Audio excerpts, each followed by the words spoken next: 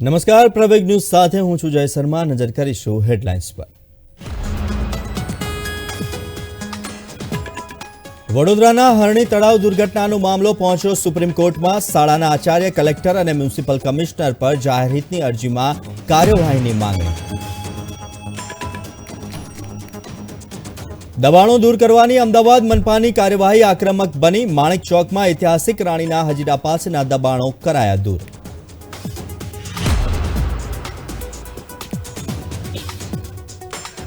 સમગ્ર રાજ્યમાં મતદાર જાગૃતિ અભિયાન. રાજકોટ સહિતના વિસ્તારોમાં ઈવીએમ ડેમોન્સ્ટ્રેશન રથ દ્વારા ઈવીએમ વિશે મતદારોને માર્ગદર્શન.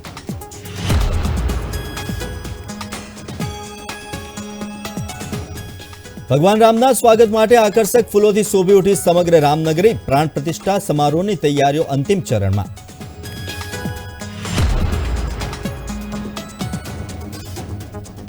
પ્રજાસત્તાક દિનની પરેડનું રિહર્સલ શરૂ. નવી દિલ્હી સ્થિત કર્તવ્ય પથ પર વાયુસેનાએ કર્યું રિહર્સલ.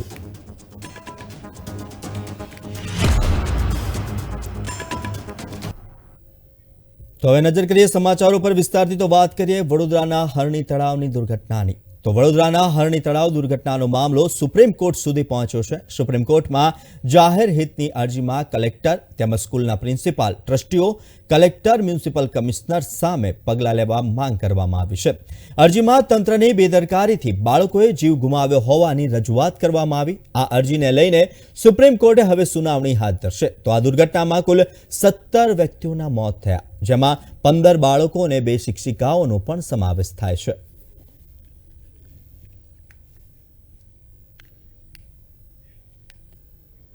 તો અમદાવાદ મહાનગરપાલિકા દ્વારા ગેરકાયદેસર દબાણો દૂર કરવાની કામગીરી આક્રમક રીતે કરવામાં આવી રહી છે. જે અંતર્ગત માણેક ચોક વિસ્તારમાં કરી દેવાયેલા ગેરકાયદેસર દબાણો દૂર કરવામાં આવ્યા હતા. રાણીના હજીરાની આસપાસ ઊભા કરી દેવાયેલા ચણતરને અને શેડને પણ તોડી પાડવામાં આવ્યો હતો. તો રાજકોટ જિલ્લાના વિંછિયા તાલુકાના બેલડા ગામે તથા જન્નડા અને જસદણના કાળાસર ગામે સિંચાઈ વિભાગ દ્વારા આયોજિત પ્રોટેક્શન વોલના ખાતમુહૂર્ત કાર્યક્રમમાં રાજ્યના જળસંપત્તિ અને પાણી પુરવઠા મંત્રી કુંવરજી બાવળિયા જોડાયા હતા. આ પ્રસંગે કાળાસર ગામે સંબોધન કરતા મંત્રી બાવળિયાએ જણાવ્યું હતું કે ગામમાં પણ શહેર સમકક્ષ સુવિધાઓ આપવા માટે રાજ્ય સરકાર સતત પ્રયત્નશીલ છે. આ વિસ્તારના તમામ ગામોની જરૂરિયાત અને રજૂઆતો અનુસાર તબક્કાવાર વિકાસ કાર્યો સતત ખૂબ ઝડપથી ચાલી રહ્યા છે. તો કાળાસર ગામમાં ₹39.14 લાખના ખર્ચે બનનારા 720 મીટર લાંબી અને 1.85 મીટર ઊંચી સુરક્ષા દિવાલની શિવસાગર નાની સિંચાઈ યોજનાના ચોમાસાની ઋતુમાં ભારે વરસાદની આવક ઉપરવાસમાં આવેલા કાળાસર ગામથી ઘેલા સોમનાથ જવાના રસ્તાને પૂરથી રક્ષણ મળશે.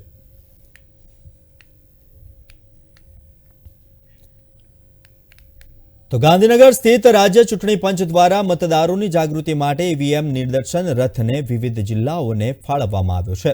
તો રાજ્ય ચૂંટણી પંચે રાજકોટને પણ 2 રથ ફાળવ્યા છે. તો મતદાન પ્રક્રિયા અને મતદાર જાગૃતિ અર્થે ખાસ ઈવીએમ વાન દ્વારા કામગીરી કરવામાં આવી રહી છે. તો રાજકોટ જિલ્લામાં 1 તેમજ રાજકોટ શહેરમાં 1 મળીને કુલ 2 રથ ફાળવવામાં આવ્યા છે, જેને જિલ્લા કલેક્ટર દેવ ચૌધરીએ આજરોજ કલેક્ટર કચેરી ખાતે નિવાસી કલેક્ટર ચેતન ગાંધીની ઉપસ્થિતિમાં અવસર લોકશાહીનો નિર્દેશિત ઝંડી ફરકાવી પ્રસ્થાન કરાવ્યું હતું. આ રથ ગ્રામ્ય સ્તરે પહોંચીને ઈવીએમના ઉપયોગ, મતાધિકાર વગેરે મુદ્દે લોકોને જાગૃત કરશે.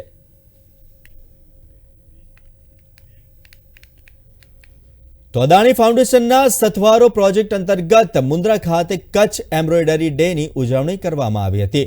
19 જાન્યુઆરીએ સૌપ્રથમવાર આયોજિત આ પહેલનો ઉદ્દેશ્ય સ્થાનિક મહિલાઓની પરંપરાગત હસ્તકળાને પ્રોત્સાહન અને કૌશલ્યોનું સશક્તિકરણ કરવાનો છે. વિસરાતી જતી હેન્ડીક્રાફ્ટ સૂફ કચ્છ એમ્બ્રોઇડરીને શીખવવા માટે અને તેના દ્વારા મહિલાઓને આત્મનિર્ભર બનાવવા અદાણી ફાઉન્ડેશન દ્વારા 3 દિવસની તાલીમ અને કાર્યશાળાનું આયોજન પણ કરવામાં આવ્યું હતું.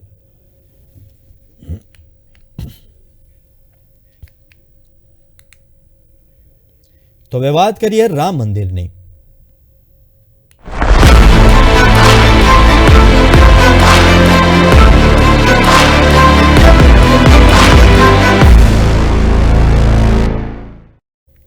તો સમગ્ર દેશમાં ઉત્સવનો માહોલ છે. લોકો જાણે વર્ષમાં બીજી વખત દિવાળી આવી તેમ ઘરને શણગારી રહ્યા છે અને દીવા પણ પ્રગટાવી રહ્યા છે. આ મહા આયોજનને ધ્યાનમાં રાખીને શ્રીરામના મંદિરને ભવ્યાતિ ભવ્ય રીતે શણગારવામાં આવી રહ્યું છે. મંદિરમાં વિશિષ્ટ પ્રકારની લાઇટિંગ અને વિવિધ ફૂલોથી વાતાવરણ દિવ્ય બની ગયું છે. ગર્ભગૃહમાં ભગવાન રામની મૂર્તિ સ્થાપિત કરવામાં આવી છે. રામ ભક્તો ઘરે બેઠા રામલલ્લા પ્રાણ પ્રતિષ્ઠા સમારોહને લાઈવ નિહાળી શકે છે, કારણ કે અયોધ્યામાં 3 દિવસ માટે બહારના લોકોનો પ્રવેશ બંધ કરવામાં આવ્યો છે. માત્ર આમંત્રિત લોકો જ અયોધ્યા જઈ શકશે.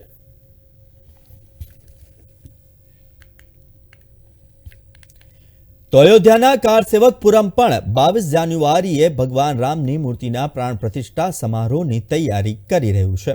અહીં જે કારસેવકો પાસે અભિષેક સમારોહમાં હાજરી આપવા માટે પાસ નથી, તેમના માટે એક મોટી સ્ક્રીન લગાવવામાં આવશે. તો કારસેવકપુરમમાં 22મી જાન્યુઆરીની ઉજવણી માટે હજારો દીવડા પ્રગટાવવામાં આવશે. कार सेवकपुरम में तैयारियां उसी प्रकार है जिस प्रकार से पूरा देश तैयारी कर रहा है कि रामलला की जब प्राण प्रतिष्ठा होगी तो यहाँ पर बड़ी स्क्रीन लगाई जाएगी. जो राम भक्त वहां नहीं पहुंच सकते, जिनका पास या उनको आमंत्रण तो है लेकिन उनका पास निर्गत नहीं है, ऐसे लोग यहाँ पर उपस्थित रहेंगे. वो यहाँ पर ही पूजन करेंगे और साथ ही साथ सायंकाल जो है पूरा कार सेवकपुरम जो है दीपों से जगमगाएगा. इसी प्रकार से जिस प्रकार से पूरा देश जगमगाने वाला है 22 जान्युआरी. તો દેશભરમાંથી અયોધ્યા સમારોહને લઈને જુદી જુદી ભેટ સોગાદો મોકલવામાં આવી રહી છે. ત્યારે સુરતના જ્વેલરી મેન્યુફેક્ચર્સે 38 ગ્રામ રોઝ ગોલ્ડની વીંટી પણ રામ મંદિરની બનાવી અને અનોખી પહેલ કરી છે. 22 જાન્યુઆરીએ બેંગલુરુ, ચેન્નઈ અને મુંબઈના જ્વેલર્સ એક સાથે મળીને સુરતમાં બનેલી રામ મંદિરની સોનાની વીંટી લોન્ચ કરશે.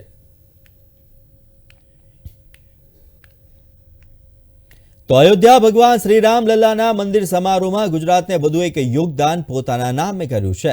અમદાવાદના શાહ પરિવારે અયોધ્યામાં વિશ્વ પ્રસાદ વેન્ડિંગ મશીન ભેટમાં મોકલ્યા છે.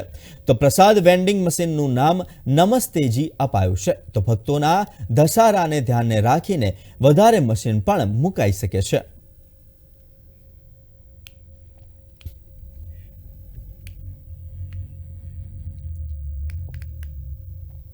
તો સુરત જિલ્લાના માંગરોળથી સબરી યાત્રાનો પ્રારંભ કરવામાં આવ્યો છે. ભારતીય જનતા પાર્ટીના પ્રદેશ અધ્યક્ષ CR પાટીલે યાત્રાનો પ્રારંભ કરાવ્યો. માંગરોળના સુપ્રસિદ્ધ જલેબી હનુમાન મંદિરે ભગવાનના દર્શન કરી યાત્રાનો પ્રારંભ કરવામાં આવ્યો હતો. નમસ્કાર મિત્રો, આજે આખો દેશ રામમય બની ગયો છે. જે લોકોની શ્રદ્ધા છે એ આજે બધાને બહાર દેખાઈ પણ રહી છે. રામ મંદિર બનવું જોઈએ એવી કલ્પના, એ અપેક્ષા આખા દેશના લોકોની હતી. આદરણીય પ્રધાનમંત્રી શ્રી નરેન્દ્ર મોદી સાહેબે આ લોકોની અપેક્ષાઓ પૂર્ણ કરી છે અને એના કારણે એક ભક્તિમય દિશાની અંદર જ્યારે આખો દેશ જતો હોય છે ત્યારે નૈતિકતાની સાથે આગળ વધતો હોય છે. આજે અહીં સંદીપભાઈ, રાજુભાઈ પાઠક, શ્રી ગણપતભાઈ વસાવા અને અન્ય આગેવાનોની સાથે મળીને આજે 1008 બહેનો એક મહાઆરતી કરશે અને સાથે સાથે જે કાર સેવકો કાર સેવા માટે ગયા હતા એમનું સન્માનનો પણ કાર્યક્રમ આજે રાખવામાં આવ્યો છે. તો જામનગર જિલ્લામાં રિલાયન્સ રિફાઇનરી નજીકના પડાણા ખાતે આગામી તારીખ 20, 21 અને 22 જાન્યુઆરી દરમિયાન ભવ્ય ધર્મોત્સવનું આયોજન કરવામાં આવ્યું છે. પડાણામાં રિલાયન્સ ઇન્ડસ્ટ્રીઝ લિમિટેડ દ્વારા જીર્ણોદ્ધાર કરવામાં આવેલા શ્રીરામ મંદિરમાં 22 જાન્યુઆરી 2024ના શુભ મુહૂર્તમાં મૂર્તિની પુનઃ પ્રાણ પ્રતિષ્ઠા માટે તડામાર તૈયારીઓ ચાલી રહી છે. 1998માં પરિમલ નથવાણી દ્વારા ગ્રામજનોનો ધાર્મિક આસ્થાને ધ્યાનમાં રાખીને બનાવેલ રામ મંદિર વર્ષો વીત્યા જીર્ણ શીર્ણ થયું હતું. તો રિલાયન્સના ગ્રુપ પ્રેસિડેન્ટ ધનરાજ નથવાણીના ધ્યાને આ બાબત આવતા જ તાબડતોબ મંદિરનો જીર્ણોદ્ધાર કરવાની કામગીરી હાથ પર લેવામાં આવી હતી અને નવોન્મેષ પામેલા મંદિરમાં શ્રીરામ પ્રભુની પ્રતિમાને પુનઃ પધરાવવાનો કાર્યક્રમ તારીખ 22 જાન્યુઆરીના રોજ મુહૂર્તમાં યોજવામાં આવશે.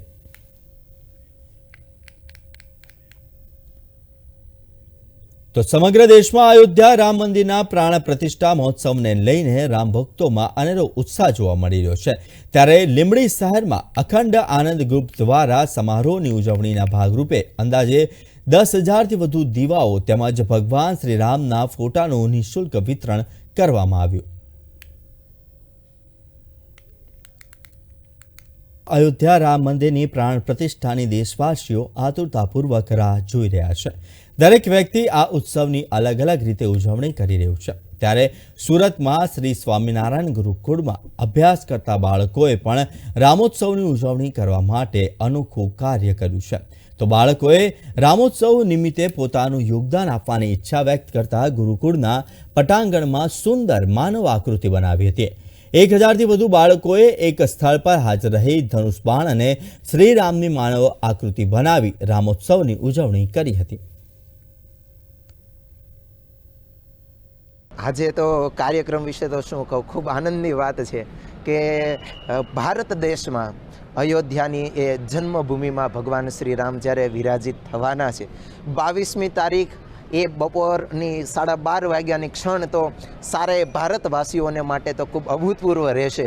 ત્યારે સારું એ હિન્દુસ્તાન આજે ભગવાન રામના એ જન્મસ્થાન જ્યાં બિરાજશે, પ્રાણ પ્રતિષ્ઠા થશે, એમની પૂર્વ સંધ્યાઓ, એમના પૂર્વ દિવસોમાં ઉત્સવો મનાવે છે. ત્યારે શ્રી સ્વામિનારાયણ ગુરુકુળ રાજકોટ સંસ્થાન, એમની શાખા સુરત ગુરુકુલ, એમના પ્રાંગણમાં આજે હજારો વિદ્યાર્થીઓ અભ્યાસ કરી રહ્યા છે. ત્યારે વિદ્યાર્થીઓના હૃદયની ભાવના હતી કે અમારે પણ ભગવાન શ્રી રામને રાજી કરવા માટે કંઈક કરવું છે. માટે અલગ અલગ કોમ્પિટિશનો તો કરેલી, પણ એ સાથે એક વિશાળ માનવ આકૃતિ જેની અંદર ધનુષ્યમાં શ્રી રામ લખેલું હોય, જેમ રામ અક્ષરથી, રામ નામથી એ પથ્થર તરી જતા હોય, ત્યારે રામ નામથી એક ચેતન કેમ ના તરી શકે, એવી એક અભૂતપૂર્વ ભાવનાથી આજે 500 ઉપરાંત વિદ્યાર્થીઓએ એક માનવ આકૃતિ તૈયાર કરી ખૂબ સારો ઉત્સવ એ ગુરુકુલના પ્રાંગણમાં મનાવાયો. જય સ્વામિનારાયણ. તો 26 જાન્યુઆરીએ ગણતંત્ર દિવસની પરેડ પહેલા ભારતીય વાયુસેનાએ કર્તવ્ય પથ ખાતે શનિવારે રિહર્સલમાં ભાગ લીધો હતો. IAFના કુલ 51 એરક્રાફ્ટે ભાગ લીધો, જેમાં 29 ફાઇટર જેટ અને 13 હેલિકોપ્ટરનો સમાવેશ થાય છે.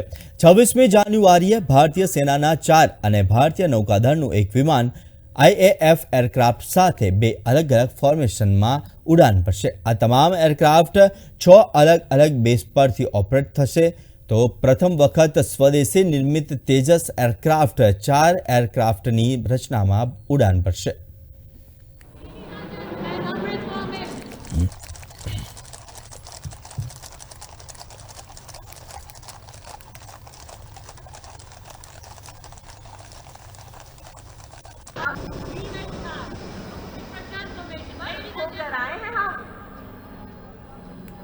अब एकाग्रता फॉर्मेशन बेहतरीन तालमेल पूरी तरह से मुस्तैद सामंजस्य से आगे बढ़ते हुए पैनी निगाहें.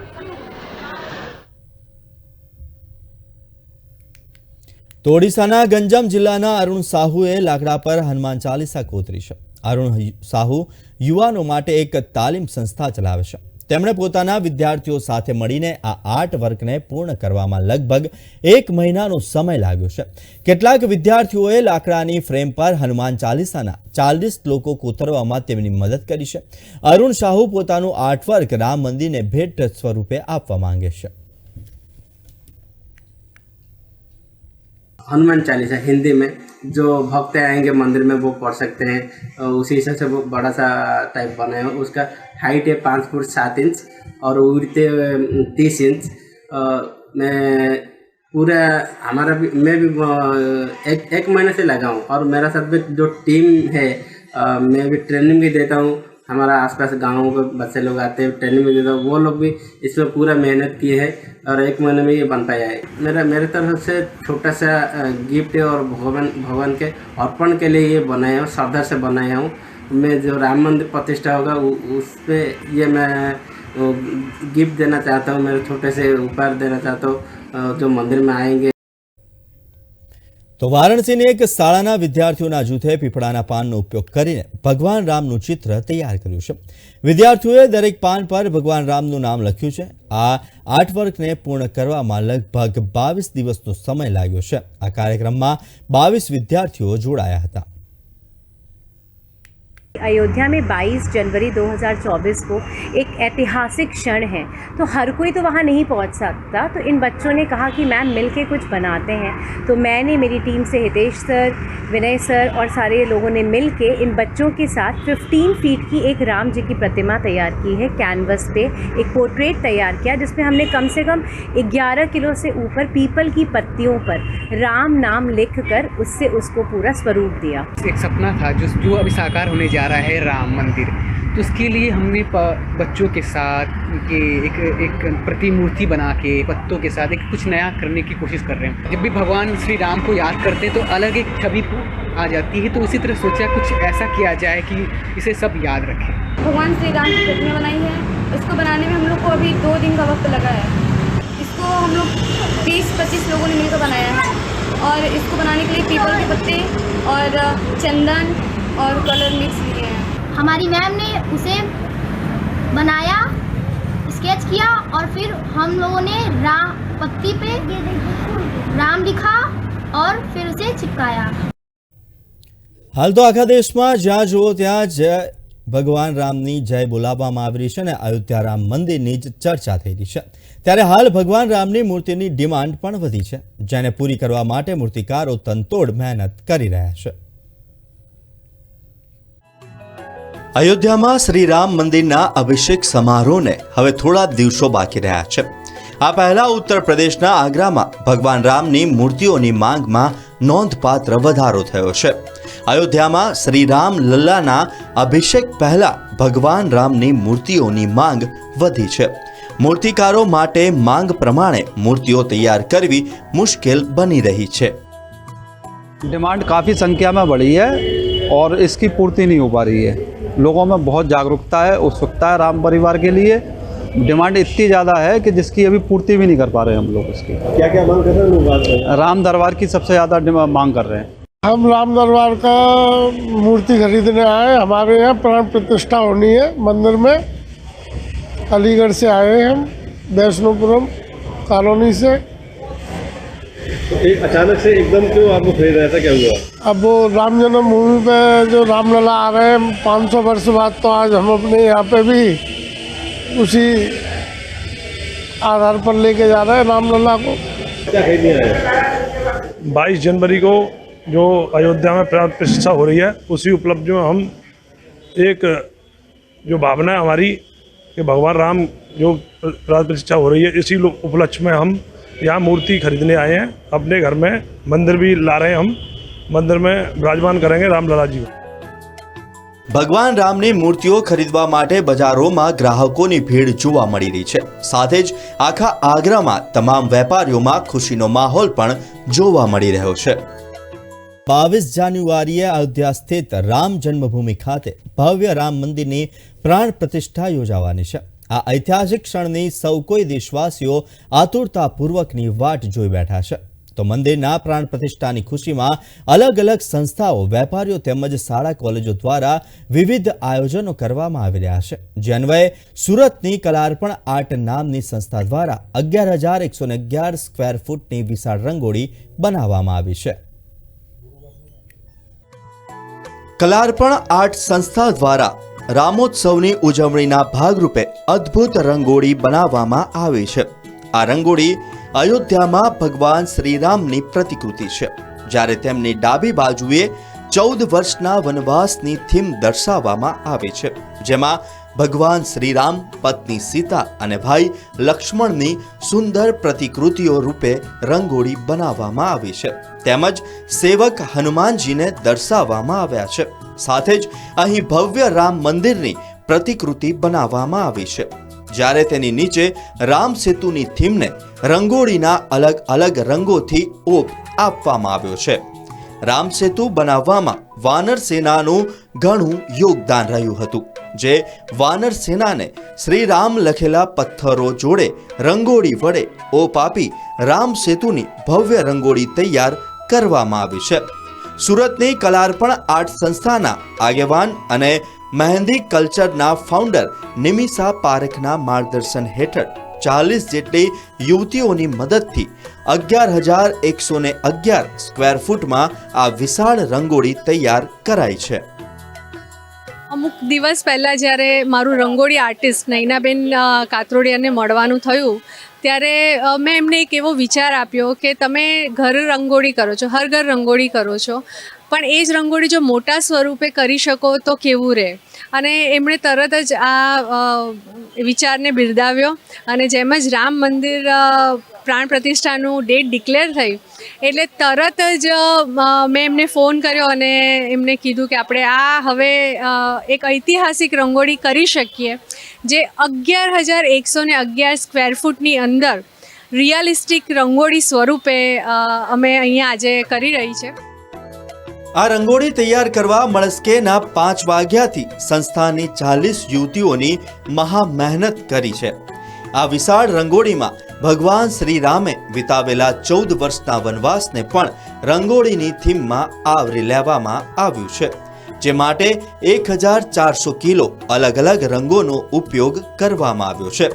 અદ્ભુત રંગોળી તૈયાર કરવા પાછળ 16 કલાક જેટલો સમય લાગ્યો હતો. આ રંગોળી ગઈકાલે અમે ડ્રો કરી અને કલરની તૈયારી કરી. આજે વહેલી સવારે 5 વાગ્યાથી લઈ અને બ્રેક લીધા વિના કન્ટિન્યુ અમે 40 લોકોની ટીમથી આ રંગોળી બનાવી રહ્યા છીએ. એમાં અમે એક પણ બ્રેક, જેમાંની જે 30 મિનિટની બ્રેક લીધી હોય એ લીધેલી, અને કન્ટિન્યુ અમે આ ગ્રાઉન્ડ છોડ્યા વગર રંગોળી બનાવી રહ્યા છીએ. વિશાળ રંગોળી બનાવવાનો વિચાર મને આમ તો મારા ફ્રેન્ડ નિમિષા પારેખ છે, એમણે 4 મહિના પહેલાં આપ્યો કે તમે જે રંગોળી બનાવો છો તો આપણે એક બહુ મોટી ભવ્ય રંગોળી સુરતમાં બનાવી અને વર્લ્ડ રેકોર્ડ કરીએ, અને એમણે મને આમાં બહુ મોટો સહયોગ અને સપોર્ટ આપ્યો છે. સુરતની કલા અર્પણ આર્ટ સંસ્થા દ્વારા તૈયાર કરવામાં આવેલા ભવ્ય રામ મંદિર અને ભગવાન શ્રી રામ સહિત અલગ અલગ પ્રતિકૃતિ રૂપે રંગોળી શહેરીજનોમાં પણ આકર્ષણનું કેન્દ્ર બની છે. જે ભવ્ય થીમની મુલાકાત કેન્દ્રીય રેલ રાજ્યમંત્રી દર્શના જરદોશ દ્વારા પણ લેવામાં આવી. દર્શના જરદોશે સંસ્થા અને 40 યુવતીઓની આ મહેનતને બિરદાવી છે અને તેઓને અભિનંદન પણ પાઠવ્યા હતા. આજરોજ સુરત કતારગામ કમ્યુનિટી હોલ ખાતે એક ઐતિહાસિક 11,111 ફીટની રંગોળી તૈયાર કરવામાં આવી રહી છે. કલર દર્પણ સંસ્થાની 40 જેટલી બહેનો નૈનાબેનની સાથે મળીને આ રંગોળી તૈયાર કરી રહી છે. સવારે 6 વાગ્યાથી એ લોકોએ આ અથાગ પ્રયત્ન શરૂ કર્યા છે. આજે આખો દિવસ આ રંગોળી ચાલશે. આવતીકાલથી 3 દિવસ માટે 20, 21, 22 જાહેર જનતા પણ એને જોઈ શકશે, માણી શકશે. એની સાથે 21 તારીખે પણ રામના ચરિત્ર, રામના પ્રસંગો અને એના સિવાય સામાજિક સંદેશ સાથેની રંગોળીઓ પણ અહીંયા થવાની છે. દિવાળી વખતે જે એક મોટા મંદિર યુવક મંડળ અને અમી ચેરિટેબલ ટ્રસ્ટ દ્વારા એક સરસ મજાની સ્પર્ધાનું આયોજન થયેલું, ત્યારે પણ લોકો જોડાયા હતા. એના ફાઇનલ સ્વરૂપે આજે એક મોટા પ્રમાણની અંદર આ એક કાર્યક્રમનું આયોજન થઈ રહ્યું છે અને આજે ખૂબ સરસ રીતે આ બધી બહેનો ઉત્સાહથી આ રંગોળી તૈયાર કરી રહી છે. તો રામ મંદિરના પ્રાણ પ્રતિષ્ઠા સમારોહને 3 દિવસથી પણ ઓછો સમય બાકી છે, ત્યારે હરિદ્વારના ગીતા પ્રેસ દ્વારા પ્રકાશિત રામચરિતમાનસની નકલોની માંગ વધી રહી છે. પંજાબ, હિમાચલ અને ઉત્તરાખંડના અન્ય ભાગોમાંથી લોકો પોતાની નકલ ખરીદવા માટે હરિદ્વાર આવી રહ્યા છે. તો ગ્રાહકોના જણાવ્યા અનુસાર રામ મંદિર પ્રાણ પ્રતિષ્ઠા માટે તેઓ ખૂબ જ ઉત્સાહિત છે. भगवान श्री राम से जुड़े जितने भी हैं, चाहे वाल्मीकि रामायण है, रामचरितमानस है, या विभिन्न प्रकार की जो भी अध्यात्म से जुड़ी पुस्तक है, निरंतर हम लोग परचेज करते ही रहते हैं और अध्ययन करते ही रहते हैं. लेकिन चूँकि रामचरितमानस और वाल्मीकि रामायण को लेकर अत्यधिक उत्साह इस समय वर्तमान में, जिससे कि पूरा देश ही नहीं, जितने भी विश्व भर में सनातन से जुड़े हुए लोग हैं वो पूरी तरह राममय हो रहे हैं. राम जी की रामायण हो या गीता जी हो, हर घर में होती है, पर अभी तक उसको केवल पूजा के लिए इस्तेमाल वो करते हैं लोग. तो उनको खोल के पढ़ें और बच्चों को भी संस्कार दें. और ये एक शीत लहर नहीं, राम लहर चल रही है, तो बहुत अच्छा है. जितना ज़्यादा राम में है चल रहा है, और ये तो सबके लिए अच्छा है. તો અલીગઢના ચાચા નહેરુ મદ્રેસાના વિદ્યાર્થીઓએ રામાયણના દોહાઓ અને ભગવાન રામના ભજન ગાવાનું શરૂ કર્યું છે. તેમનું આ પગલું ધાર્મિક અને સાંસ્કૃતિક સંવાદિતાનું ઉદાહરણ છે. અહીં મદ્રેસામાં સવારની પ્રાર્થના દરમિયાન ગાયત્રી મંત્રનો જાપ કરવામાં આવે છે, જે દિનચર્યાનો એક અભિન્ન ભાગ છે. તો આ મદ્રેસામાં હજારો હિન્દુ અને મુસ્લિમ વિદ્યાર્થીઓ સાથે ભણે છે.